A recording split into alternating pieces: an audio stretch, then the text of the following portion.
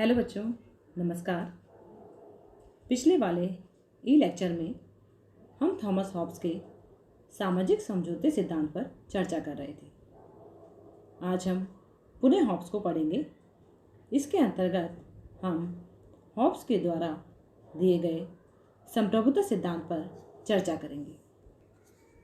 Thomas Hobbes का संप्रभुता सिद्धांत। जैसे कि बच्चों आप जानते हैं कि संप्रभुता का सामान्य भावार्थ क्या है। संप्रभुता या प्रभुसत्ता राज्य का अनिवार्य लक्षण है। इसे अंग्रेजी में सॉवरेनिटी कहा जाता है, जो कि लैटिन भाषा के सुपरनस शब्द से निकला है, जिसका अर्थ सर्वोच्च शक्ति होता है। संप्रभुता राज्य का विशेष लक्षण होता है और राज्य को बनाने वाले 4 तत्वों में से सबसे महत्वपूर्ण तत्व है। अब हम हॉब्स द्वारा दिए गए संप्रभुता सिद्धांत पर उनके विचारों पर चर्चा करेंगे।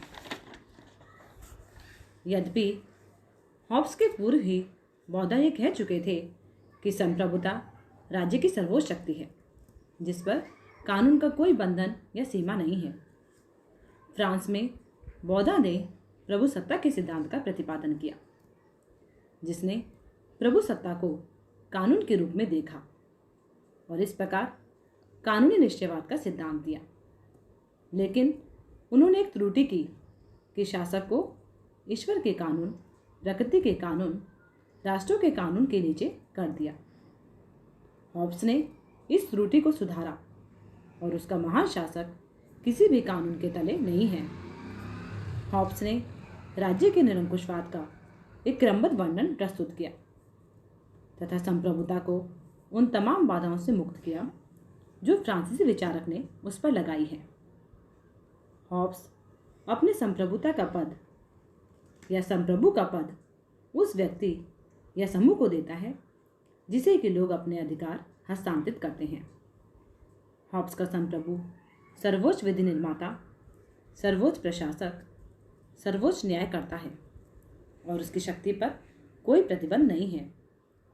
लोगों ने उसे अपनी इच्छा से चुना है। उसका शब्द कानून है और कानून तोड़ने वाले को दंड मिलता है। इस प्रकार से हॉब्स ने कानूनी प्रभुसत्ता का सिद्धांत प्रतिपादित किया।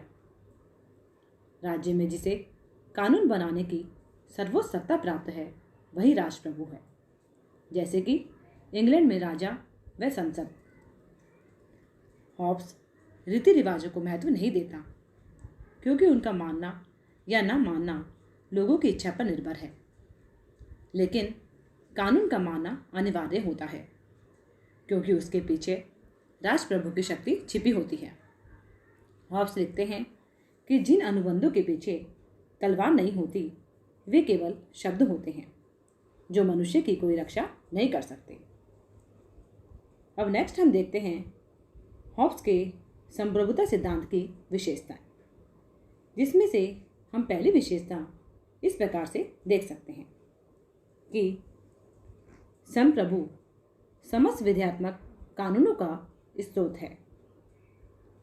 यानी कि हॉब्स के संप्रभु की सर्वप्रथम विशेषता यह है कि संप्रभु समस्त विध्यात्मक कानूनों का स्रोत होता है, अर्थात संप्रभुता समस्त प्रजाजन के लिए मान्य होने वाले कानूनों का निर्माण करने की शक्ति है, जो कि संप्रभु में ही निहित होती है तथा वही कानूनों का व्याख्याकार है। इसी प्रकार से जो दूसरी विशेषता हमें हॉब्स के संप्रभुता सिद्धांत में दिखाई देती है वह है कि संप्रभुता असीमित है।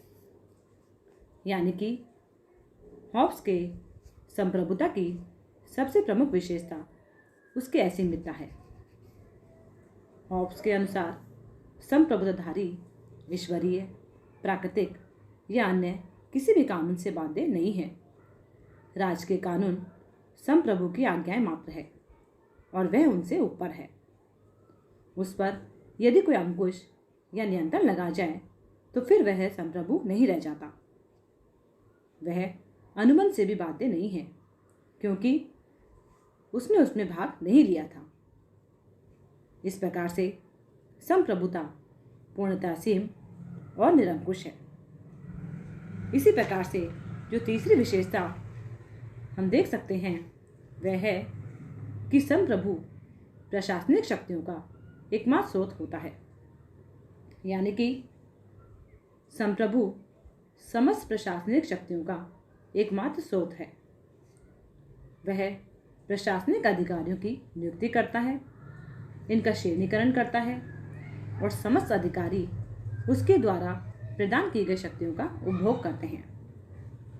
तथा जो नेक्स्ट विशेषता हम हॉब्स के संप्रभुता सिद्धांत की देखते हैं वह यह है कि संप्रभु न्याय का स्रोत है, यानी कि हॉब्स के अनुसार न्याय का एकमात्र स्रोत संप्रभु ही है।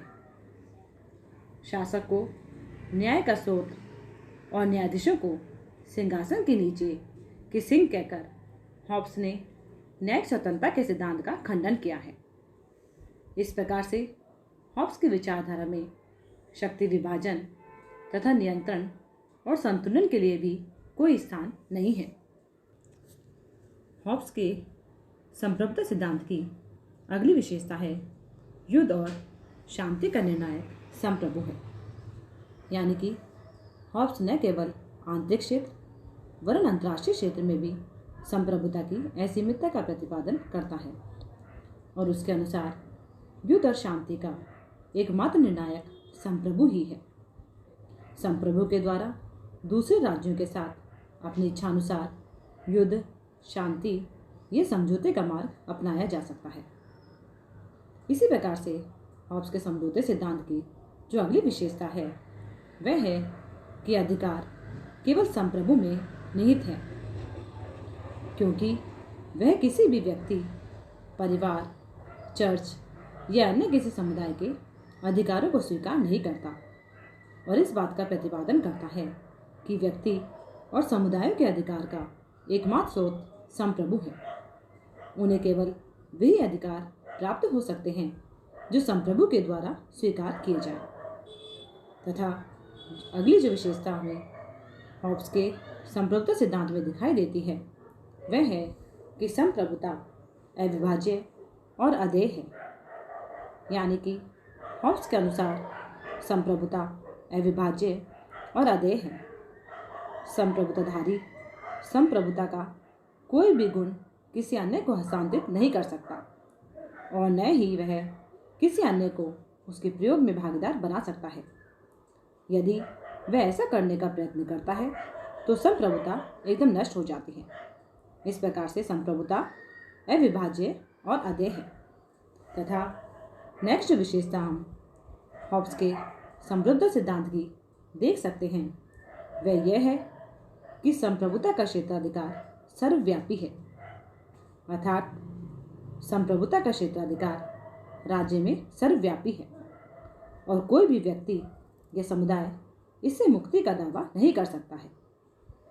इस प्रकार से हॉब्स के संप्रभुता सिद्धांत के आधार पर कह सकते हैं कि हॉब्स ने शासक को सभी परंपरागत प्रतिबंधों से मुक्त कर ऐसे संप्रभु का प्रतिपादन किया है जो विधि, शुभाशुभ, प्रशासन, अधिकार, न्याय और नैतिकता, युद्ध और शांति का एकमात्र स्रोत है। इस प्रकार से संप्रभुता के सिद्धांत की प्रामाणिक व्याख्या करने वाला हॉब्स प्रथम राजनीतिक विचारक है। कानून की दृष्टि में हॉब्स का सिद्धांत बिल्कुल ठीक है और आगे चल के ऑस्टिन, बेंथम और डाइसी ने इसी आधार पर कानून बनाए हैं। लेकिन जब हम जॉन लॉक का राजनीतिक चिंतन देखते हैं तो उसमें कानूनी प्रभुसत्ता के ऊपर राजनीतिक प्रभुसत्ता है जो कि मतदाताओं के हाथ में होती है। लॉस्की इस तथ्य को मानते हैं और बताते हैं कि मतदाताओं की इच्छा से ही संसद बनती है और उसी के अनुसार कार्य करती है और इसलिए संसद ऐसा कार्य नहीं कर सकती जो कि मतदाताओं की इच्छा के खिलाफ हो। अतः लॉस्की कानूनी प्रभुसत्ता के सिद्धांत को नहीं मानते हैं जैसे कि हॉब्स ने दिया है। बच्चों, अब हम नेक्स्ट क्लास में हॉब्स के ही दूसरे विचार पर चर्चा करेंगे। धन्यवाद।